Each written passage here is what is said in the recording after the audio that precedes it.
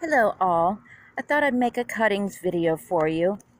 I'm going to make it quick and easy because it is quick and easy. I think everybody overthinks it and that's why they don't succeed.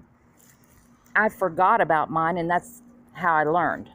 So anyways, what you're going to do is you're going to take an opaque gallon jug, cut it all the way around except for about an inch or two. Open it up.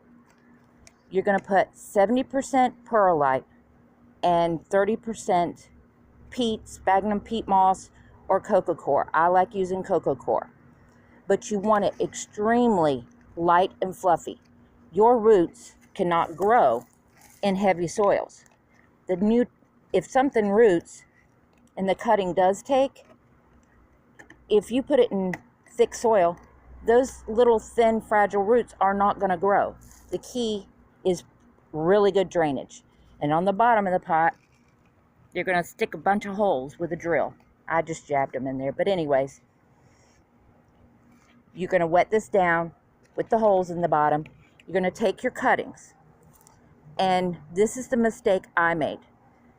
When you take your cuttings, make sure that you think of, if they do take, you want the structure of the tree to be good. This one is. I had branches on it, so it's good. But I didn't think they would all take, so I didn't really try to do this. But it is grown fruit. And I'll show you pictures of it. September 28th of 2018, this still looked like a little stick sticking up. Hardly any. I think it had 2 leaves. That was it.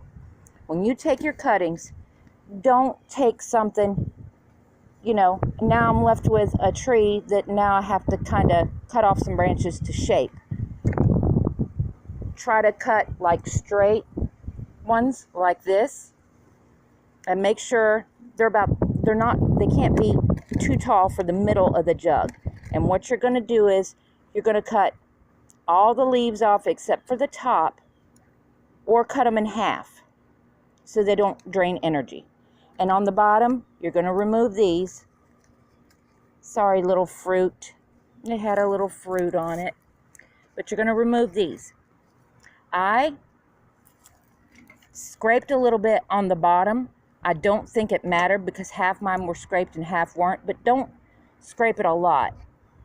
Scrape it like Cameron, do it at the sink. I'm not even careful. I take a chunk out.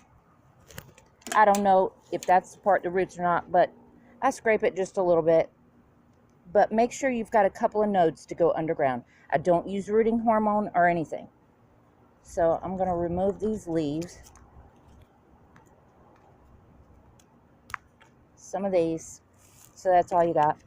If you have to, cut the bottom shorter. But you want as many nodes in the dirt that you can. That's because that's where the roots are going to come out. The roots are going to come out from these nodes. So stick as many as you can and put them kind of in the middle of the container, because if they do take, you don't want soggy, wet leaves stuck on the side. So you're going to stick your cuttings, no rooting hormone, stick them down. And this is with me. I noticed a lot of my cuttings were moldy. That's why after you put your cuttings in, you're going to take some duct tape. All I had was painter's tape, but you're going to tape it all the way around. Since all of my cuttings were molding, we have very high humidity here in Florida. So I figured, well, we've already got high humidity. Why am I making a dome for high humidity? So I left my cap off. Totally off. Or you can drill some holes. If you do not have high humidity where you are, or if you don't have the warm temperatures, leave the lid on. Leave it sealed, because you need that warmth in there to build, and you need the humidity and the warmth, or your cuttings won't make. Okay, so when you get your cuttings in there like that, what you're going to do is, this is very important, you're going to stick it, if the lid is off, stick it to where you want to put your jug in a half a day sun.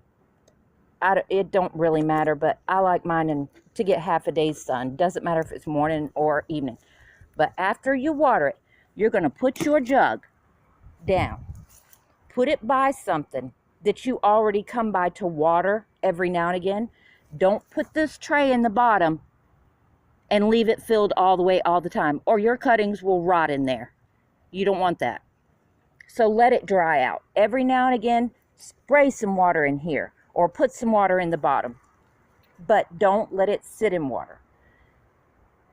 You will grow, if the tree is already fruiting age, your cuttings will fruit the next year.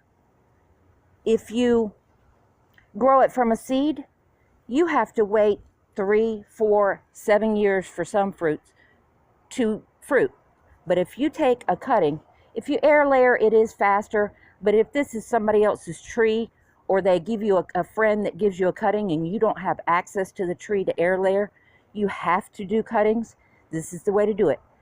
Do the right structure, one straight one.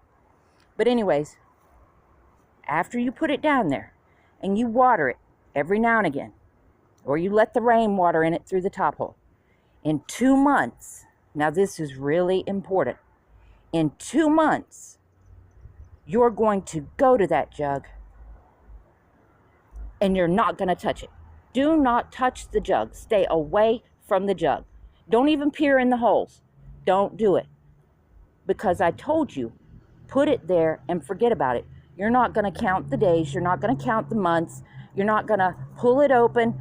Well, I think I see a little green. Let me pull it out and look, because you just ripped the roots off. So in 2 months, when you want to go look, you're not going to touch it. Walk away from the jug. Forget about the jug even being there. All right?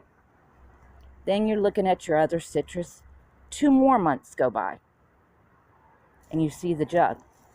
What you're going to do is, you're going to ignore the jug like I told you to. Y'all are like a bunch of little kids now. When I say ignore the jug, ignore the jug. That jug ain't even sitting there. You don't see it. You're not going to count the days. So if it takes, it takes. If it don't, it don't. Who cares? Leave it there. If you keep checking, opening, pulling, tugging, you're not going to have anything root. So leave it alone. I would say maybe 5, 6 months, you're probably going to have it in there already rooted.